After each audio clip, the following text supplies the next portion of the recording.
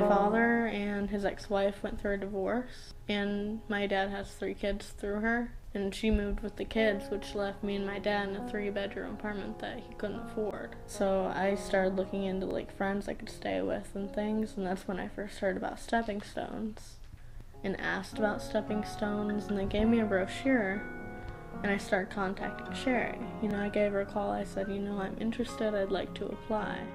Sherry will usually do an interview just you and her. She'll let you know what the program is about, what's going to be expected of you. And then, you should participate in the activities here, call Sherry often, after that, say, hey, when can I come stay the night? Because that's the next step before you do your panel interview and you move in or you don't.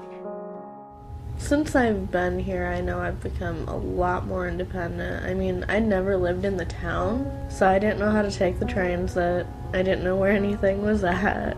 I moved here and I was thrust into the town. I got to learn how to ride the bus, make my own appointments, find my first job.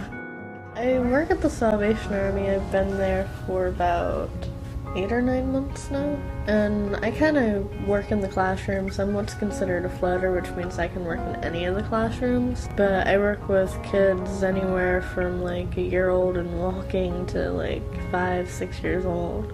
I like it. It's just such a rewarding place to work. I love it. I'm going to Ivy Tech this fall for my CDA, Child Development Associate, and I'm going to do the prerequisites for psychology. It should be cool.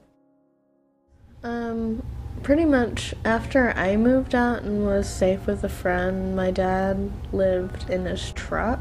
But he would bounce between staying with his ex-wife, but because they don't get along, half the time she's like, get out, and he'll go sleep in his truck. Or he'll go stay with a friend, which right now, I'm glad he finally just said, you know what, I'm not coming back, I'm gonna stay with a friend. And now he's a roommate to 2 other guys. It's a lot different because I was living with my dad, and we live well together, but since I moved, we don't get to see each other very often, but we do talk more. We text and we call each other. My favorite thing about stepping stones, I'd have to say how we kind of live as our own little community, our own little group, because it's not just 1 or 2 people living in an apartment.